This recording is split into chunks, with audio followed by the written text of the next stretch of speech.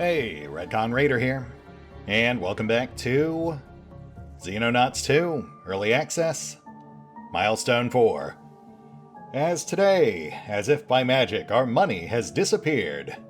Though in its place, we did pick up some very basic medical infrastructure, so I guess it was a fair trade.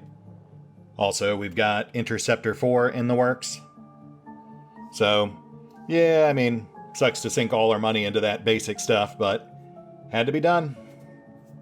Outpost 9 in cold storage will have to wait a little longer for expansion. As will proper training facilities. All beyond our budget for the time being. Though, on that note, I will say, at this point, I'm thinking we'll leave the cleaner base active for a while longer. My original plan was to knock it out in month 4, even though it was lucrative to keep them going, just because it was feeling a bit too cheesy, constantly harvesting cash from them. But in Milestone 4, I don't know if it's intentional or just RNG, they have not been very active. Like, seriously, we've uncovered their base, but we barely encountered them. There were the mandatory starter missions, there was a single data recovery, and there was a single cleaner leader mission, but that's it. No ambush, no VIP escort. So, yeah, at this point I feel better about keeping them around a little while longer. At the very least, I'd like to see if we can still trigger the ambush mission, since that was, of course, some pretty fantastic cash. Though it is also possible they've simply removed it. I guess I should double-check the patch notes at some point.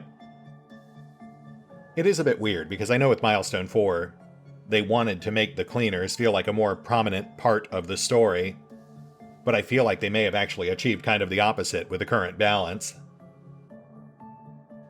But, that's what Early Access is for, trying to find that balance, so we'll see where it lands by launch.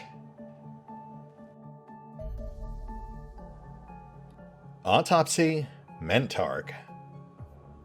The Mentarch is a grotesque alien creature that resembles an enormous fleshy brain, with a single oversized eyeball protruding from the front section.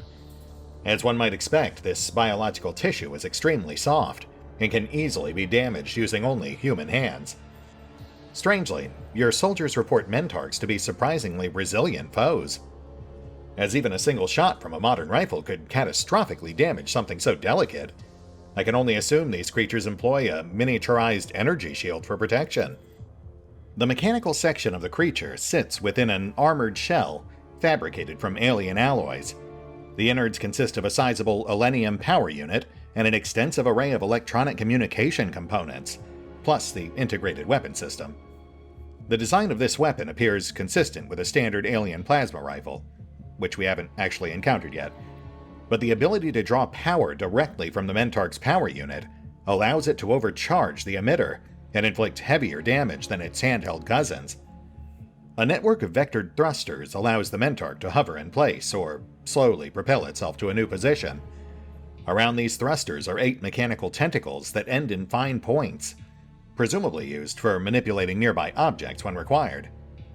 DNA sequencing suggests the Mentarch is chimeric, containing genetic material from a number of different sources. Indeed, even small quantities of human DNA are present. Sadly, what motivation the aliens may have had for creating such a bizarre creature remains a mystery.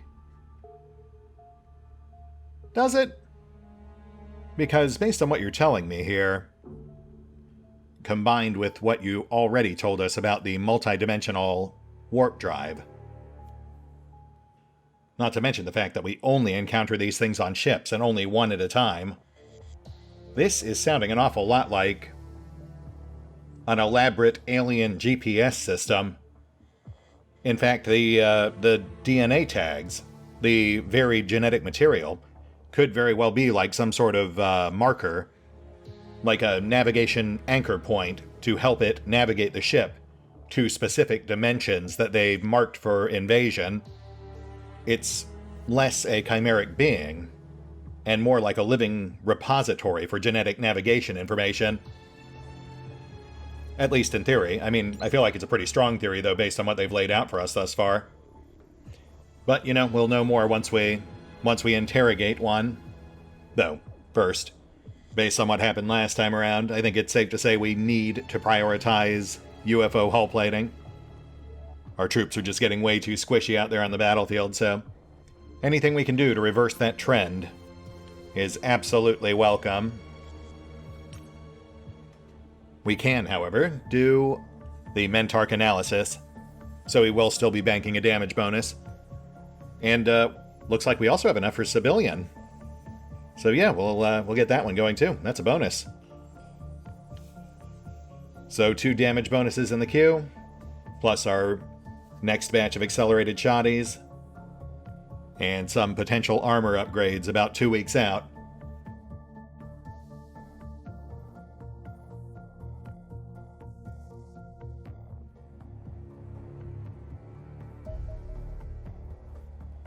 New staff on site. Welcome to McLeod and Fotwain. McLeod is a bit of an odd one just because he was actually technically already in our Milestone 3 campaign. I just forgot to reinsert him for Milestone 4. But on the bright side, that actually kind of works in his favor because back in Milestone 3, he was actually saddled with one of our lowest combined turn unit and strength ratings. Though that is not the case with McLeod 2.0. So it's not so much that he was AWOL those first 3 months, but more that in this universe he was using that time to get jacked in training. And it's starting to show some pretty serious results. But regardless, welcome back, Raiders. Try not to die.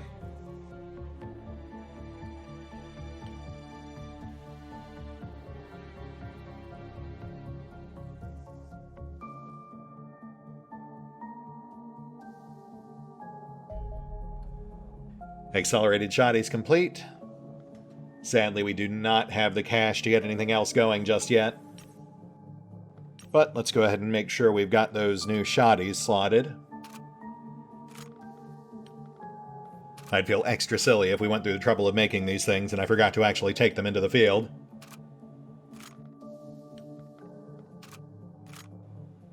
And while we're here, let's go ahead and set Fotwain to be our replacement Grenadier. R.I.P. Kazorm. Hopefully Fotwain fares ever so slightly better. But we will see.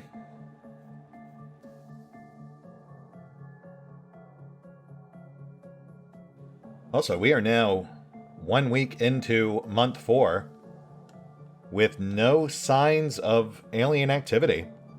Not just no radar pings, but no reports, no panic. The aliens have just gone completely quiet so far this month. That is very unsettling.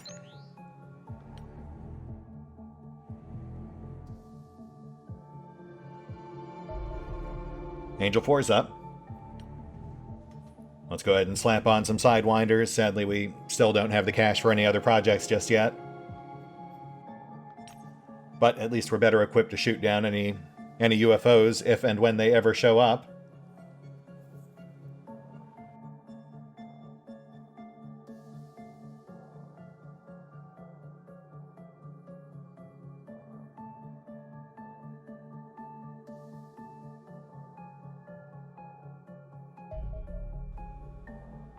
Both damage bonuses banked. Still nothing. How are we doing on corpses? 8, 20, 20, 8. Alright, fair enough. Good to have some numbers to shoot for.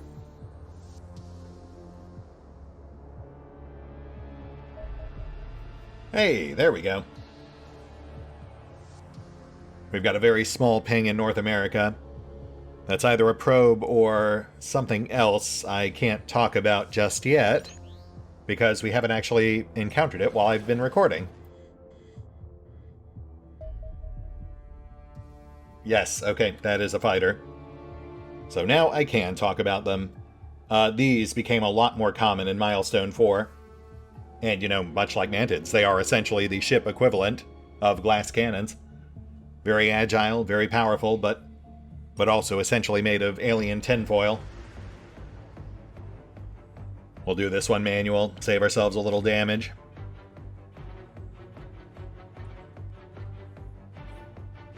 Come in from opposite sides, keep them guessing.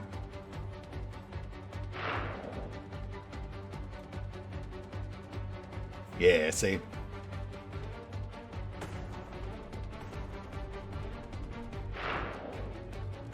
Oh yeah, and you can see the complete lack of armor also means those missiles are doing some actual real damage. As opposed to destroyers, which basically just tank them.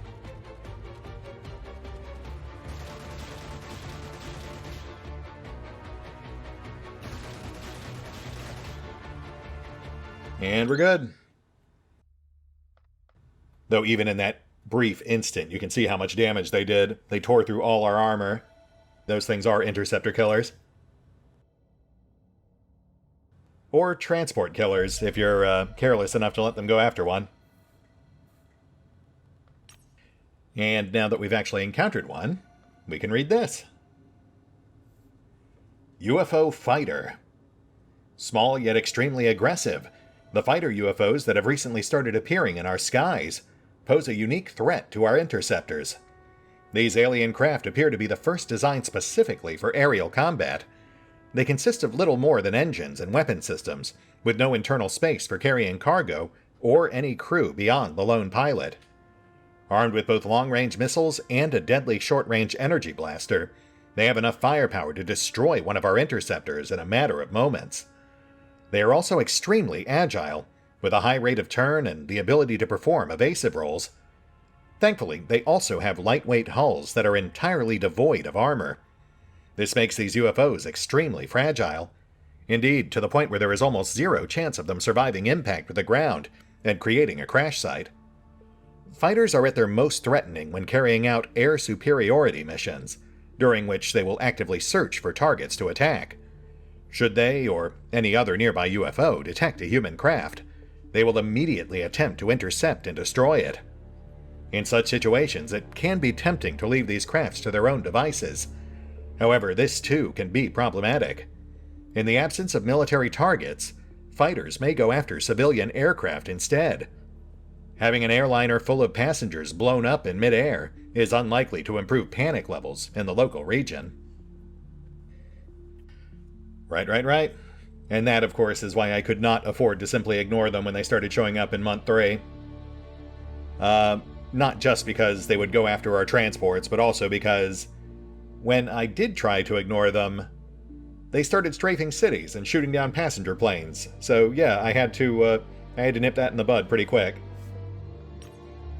But yeah, as you may have guessed if you glimpsed it earlier, that is where that Elenium explosives project came from in our research queue. Technically, I think this was our third fighter that we took out. I'll also say, definitely a bit trickier to take out one-on-one.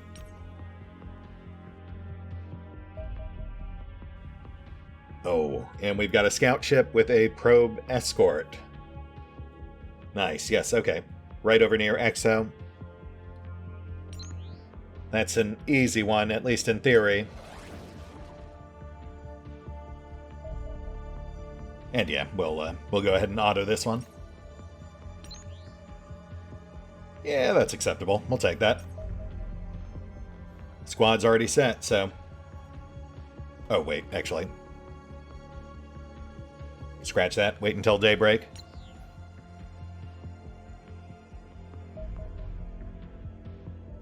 Oh, shoot. And we also have a destroyer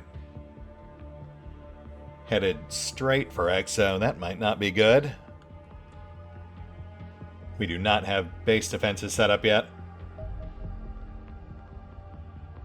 Actually, how are we looking? Oh, okay, that's not bad. Yeah, we can pull this off. 2 interceptors, even with 1 dinged up. That's an easy down.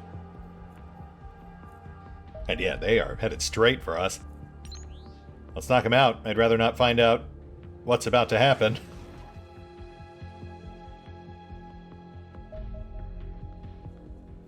We'll go manual. Should be able to take this guy down without too much trouble. Honestly, I can solo these guys with a single interceptor. 2 interceptors should be even easier. At least in theory. I'm actually not super used to controlling 2 interceptors simultaneously. So I might get a little confused here. Trying to keep track of which one we're moving and which one needs to juke. And in what direction. Angel 3. Hook off. We're going to try to get both on the same side. That's actually easier.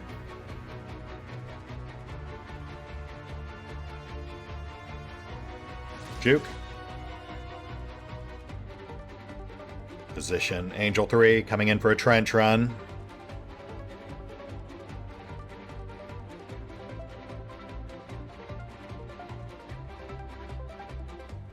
Juke. Alright, come on. Gotta watch those angles.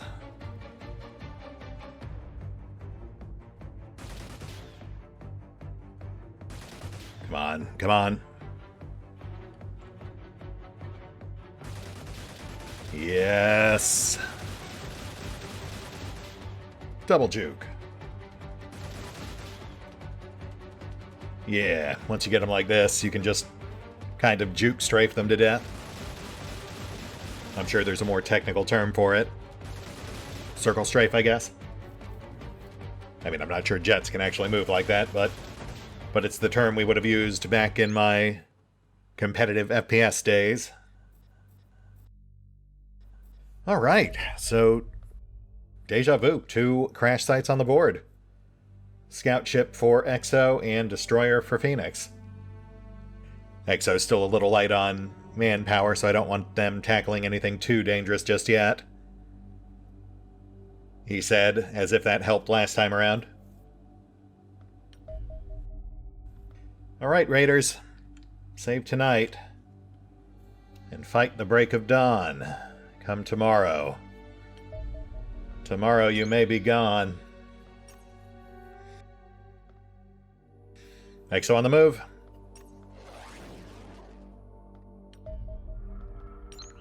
To those who are about to die, etc., etc.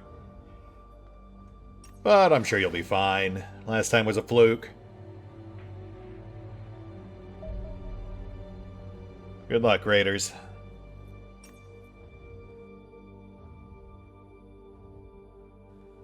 Obviously, this time we'll proceed with all due caution.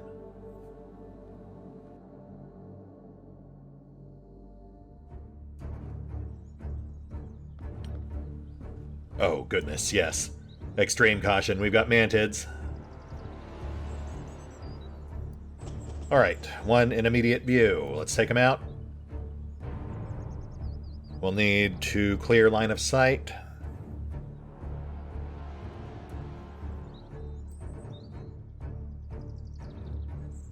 Yeah, that's not going to work. Let's check corners real quick. Looks good. And clear the wall.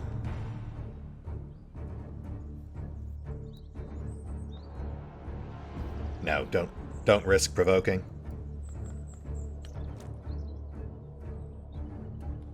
Yeah, we're good from here.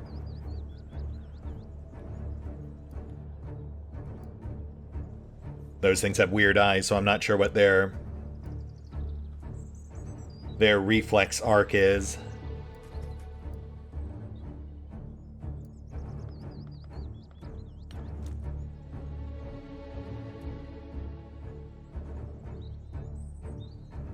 Yeah, that should be good. Oh, yep, okay. And take it out. Oh, dare we go for a cap here? Should we push our luck this early into the run?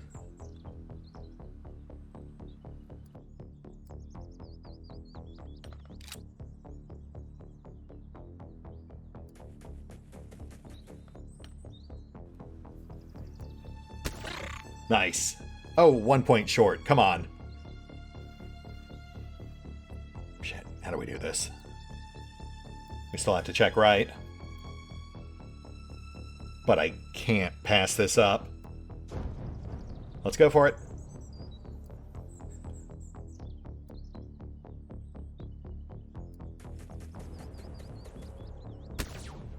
Nice. And there's our corner, so corner clear. Multiple civvies far side, so if there is something over there, it'll at least be distracted.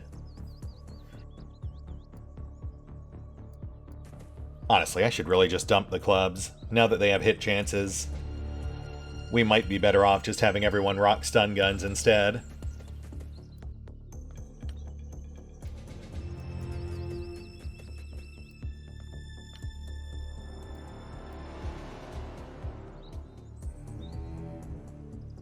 Let's get a peek right.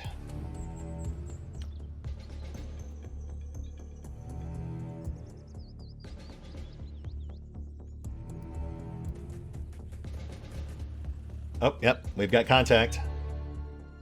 At least one. Operate under the assumption there's more in the blind spots.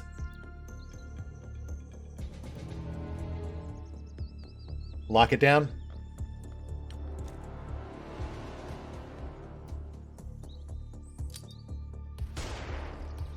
Nice.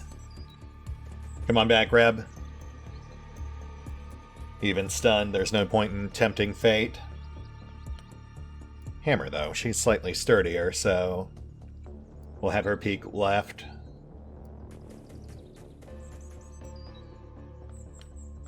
No contacts, but still lots of blind spots. Hold.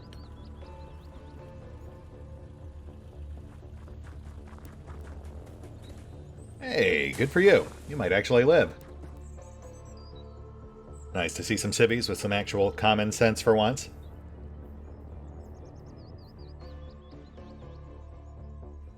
Nothing. Ship's gotta be over there. Alright, let's scrub the cover, then we'll take this guy out.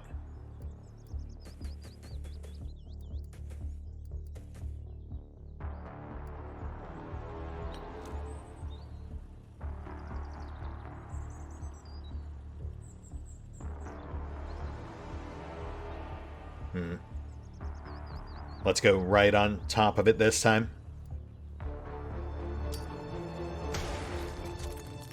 Oh, well, that's unfortunate. Apparently that's just like a straight-up steel hedgerow. Which, unfortunately, really leaves us in kind of a bad spot here.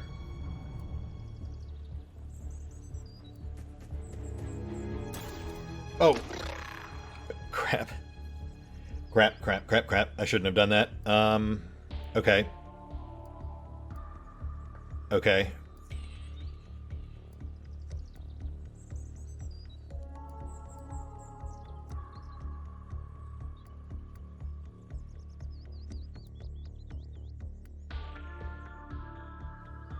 You know what? Screw it. Bug bomb.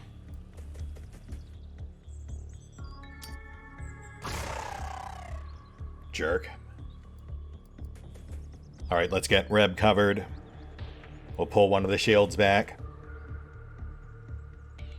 Man, we cut it way too close there. Reb's going to be down into single digits after the blood loss. But we'll get her patched, hopefully back into the fight. We'll just need to treat her like she's made of cracked glass. Also, I'm just now realizing the other Mantid, the one we got down to 1 hit point and then stunned, we really could have just smoked him once he was that low.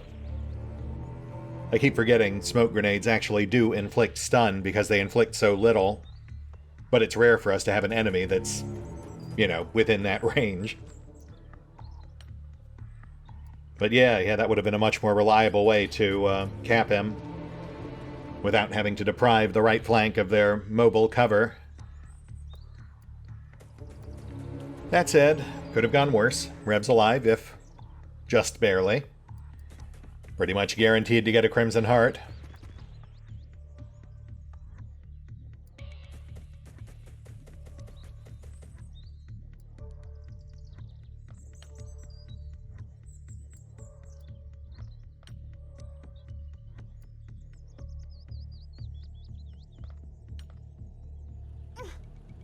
Ow. Yeah, we'll get that patched. I swear, if there's something behind that tractor, I am going to flip the frick out.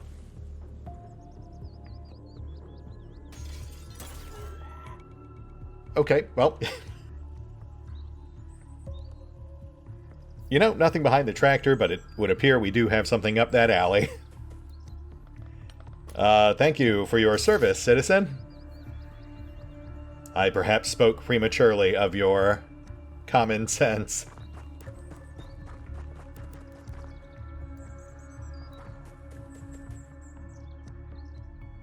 No visual?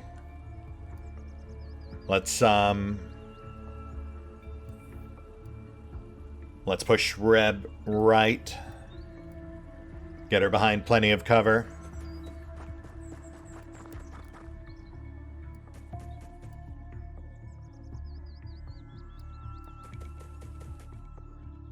Oh, there it is. Closer than I thought. So we'll hook left, use the building as cover. Speaking of which, let's make sure we don't have any nasty surprises here.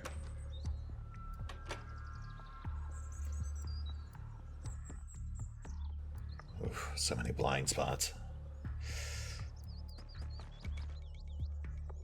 Okay, okay. Looks good. First two rooms clear.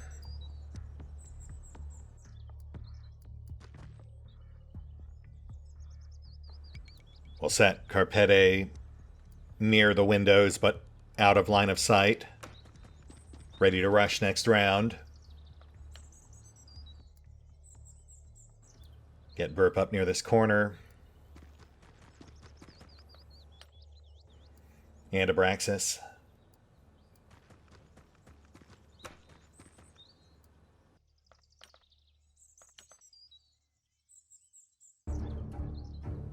Henrik, why don't you pull over here? We're not all that vulnerable on the left. I think we can focus right.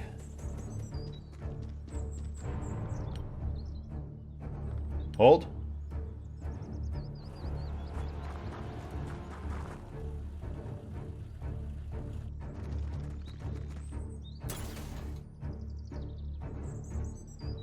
Right, good. Manta took the bait. Fantastic. Let's take it out.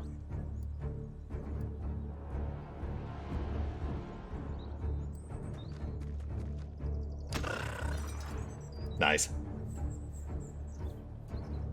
Yeah, I mean, we could have gone for a cap, but I don't really want to take too many chances with these guys. Not after... Nope.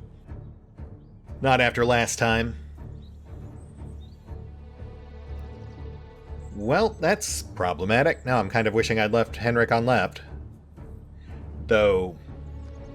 No, he wouldn't have had line of sight.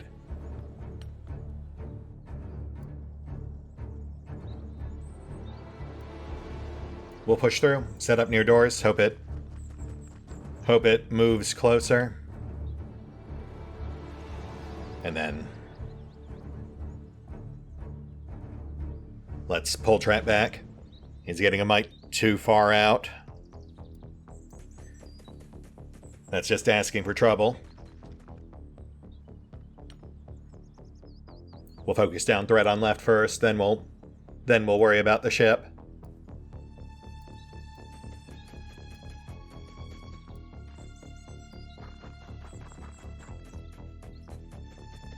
Just group up on doors. Rooms without windows should be safe. Barring one of those things just barging right in. Which could happen. I mean, I'm not ruling it out as a possibility.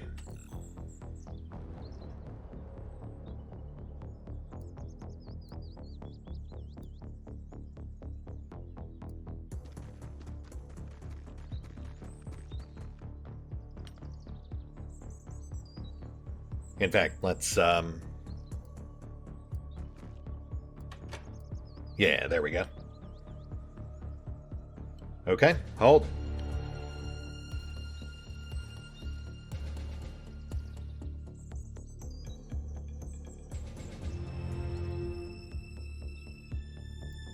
No skittering, no hover sounds. No visual. Shit, where'd you go? Where are you? Oh, please don't tell me you walked over there. Crap, okay, hold on. Well, shoot, we can't risk having one of those things loose on our flank.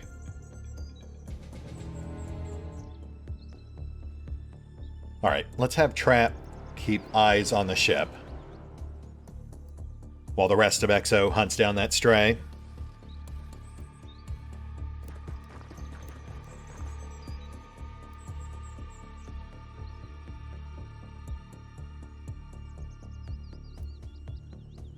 Oh, right, and this fence is actually going to physically block Trip from clearing this area.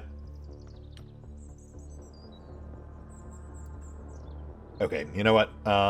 We'll stay hunkered in this building for now. But reposition to rush if and when this thing pokes its head out. I'm assuming it saw us, so in theory it's moving to flank or attack us from some angle. I'm just not sure if it's looping left or looping right. I mean, full disclosure, when I hunkered back down inside the building, I was really kind of assuming it would immediately beeline for the last spot it saw us. But apparently, it is not quite that predictable.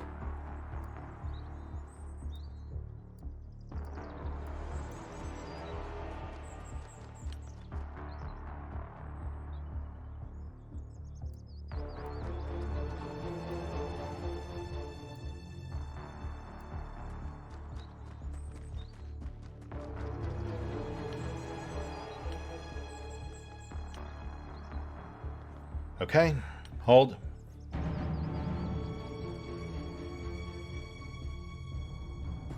Oh, shit. I hate you. I hate you so much. Alright, Trip at 1/3, bleeding out. Fall back. Shit, yeah, I should have known better than this. We're not going to get far enough for immediate healing. We'll have to poise to heal him next round. Fortunately, he is not bleeding severely enough to drop, so as long as he doesn't get shot, he should be okay.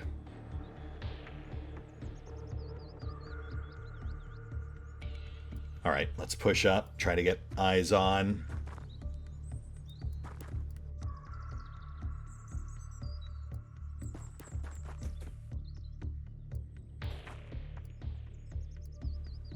Field clear, so back left corner or behind pens. Let's set snipers. Risky, but we might be able to tag it on Overwatch.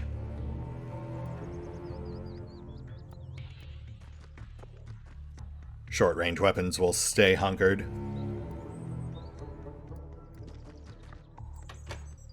Guard access points.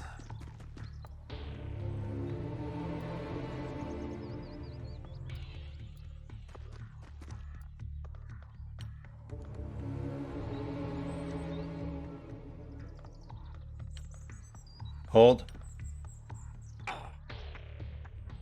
Hang in there, bud. You're fine. There we go. And right into the shield, of course. Okay, we're good. Take it out.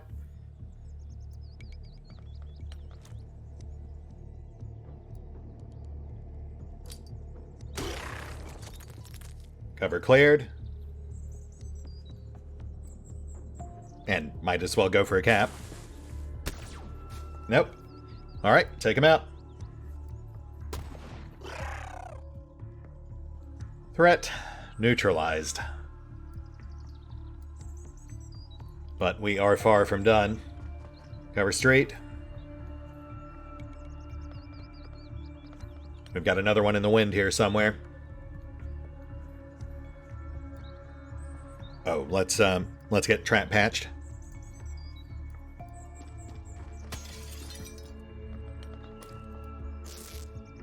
Nice. Hammer stays on window, watches right.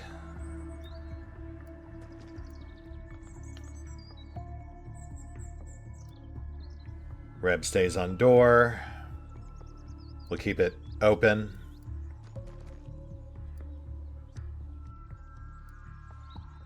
More eyes on right. I mean, again, it's an obvious risk, leaving our guys even partially exposed like this, but I mean, as we just saw on left, going completely blind isn't a great option either, because then you lose track of the threats. And that makes it a whole lot harder to plan your next move.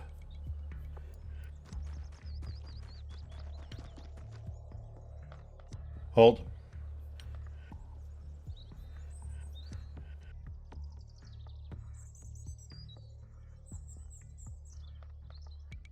Nothing. Alright, finish clearing left.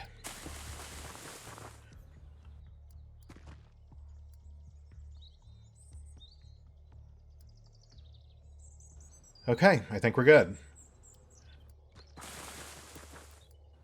Let us very carefully start converging on chip.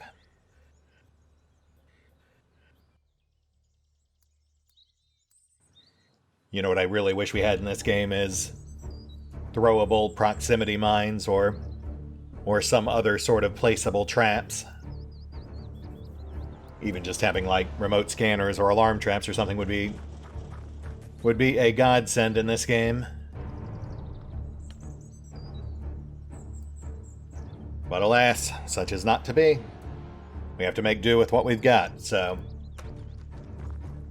once more under the breach, my friends.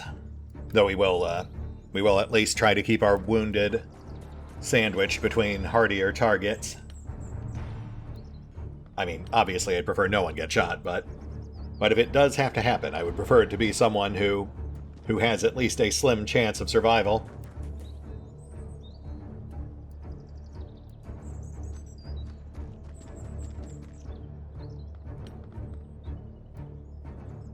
We'll have Takahashi set up on right, get eyes on the door again. That'll make it ever so slightly safer for the rest of our guys on approach. My biggest concern at the moment is that the one that popped its head out earlier, the one that shot trap, it might not have gone back inside afterwards. It might still be wandering the exterior around the ship. So I'm trying to keep our guys covered on approach, just in case.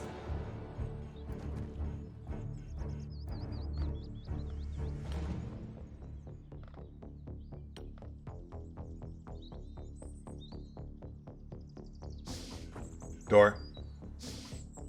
And door. We've got to get eyes on. Trip.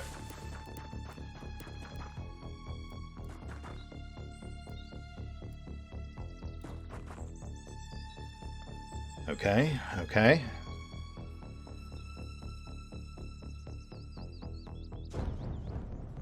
Takahashi.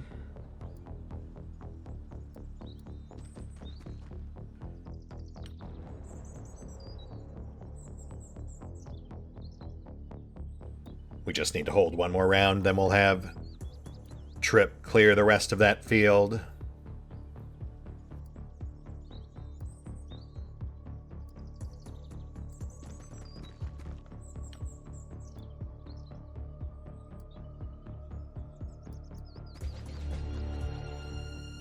Carpete. Up front, please.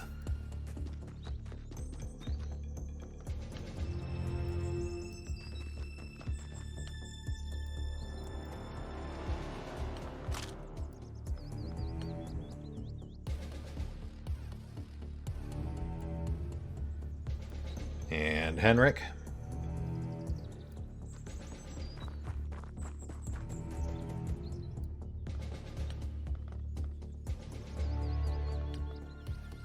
Road's clear.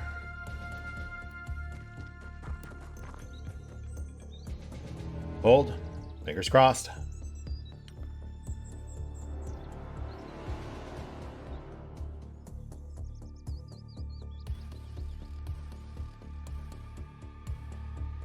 nothing. Trip.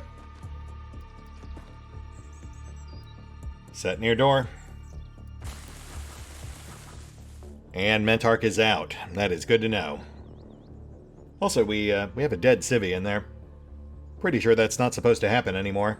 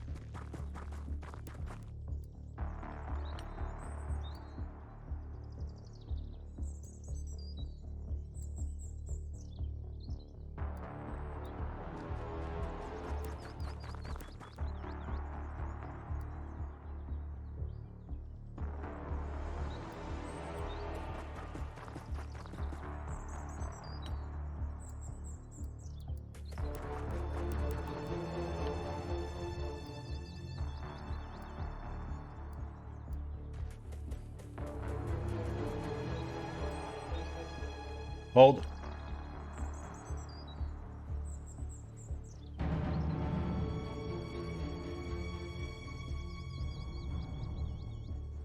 Yeah, okay, they're just hunkering. Breach.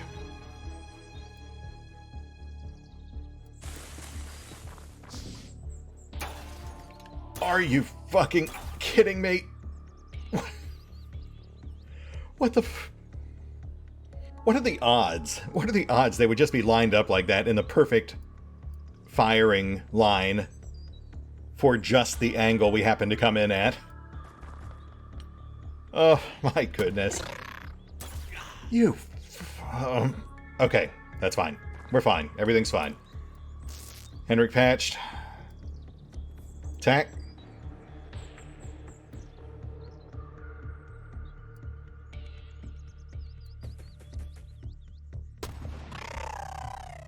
One out, two left. Shoddy should be... Kieran... No, we have to flashbang. The one in front took 2 reflex shots, so... in theory, the other 2 each have 1 left in the tank. Brax, you're up.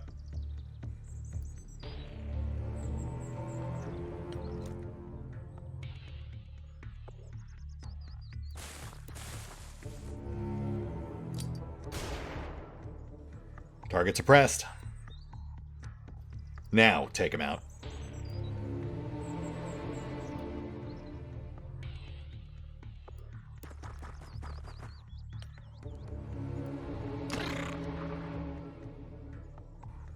Oh, for goodness sake. Reb, go for the one in back.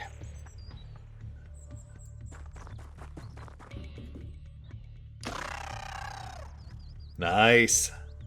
And you know what? Let's go for the cap.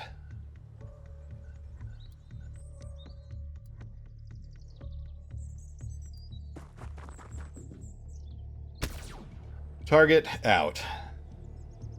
Manted pilot. Nice. Not, I suppose, that it really makes much of a difference. They all just get lumped into one pile once they're capped.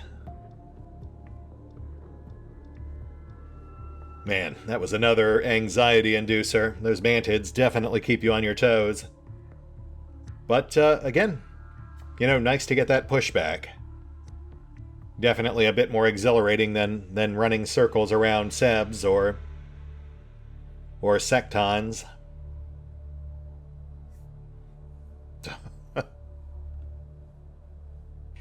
Yeah, that's about what I expected. Half the squad out for a month.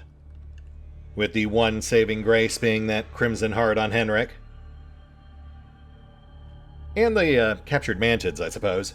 Technically, those are the first ones we've capped on screen. So I can now, in good conscience, actually pursue those research projects. Come on back. Nice. And, unfortunately, we're going to have to call it here. Oh, look at that. 3 days left on medbays. Goodness knows we could certainly use them about now. And down to the wire on that armor upgrade project too. Nice. Oof, yeah, Exo's not doing great. Alright, Raiders, well done. I mean, you got shot to shit, but no one died. And that is certainly preferable to the alternative. We'll go ahead and hit the pause button for now. I'll try to get Exo back into as decent a fighting shape as I can manage with what we've got left. And we will pick up here next time, as Phoenix takes on that destroyer. Which, if last time was any indication, is going to end up being our cakewalk. But, you know, I really shouldn't underestimate any of these runs at this point. Confidence is a slow and insidious killer, after all. See you then.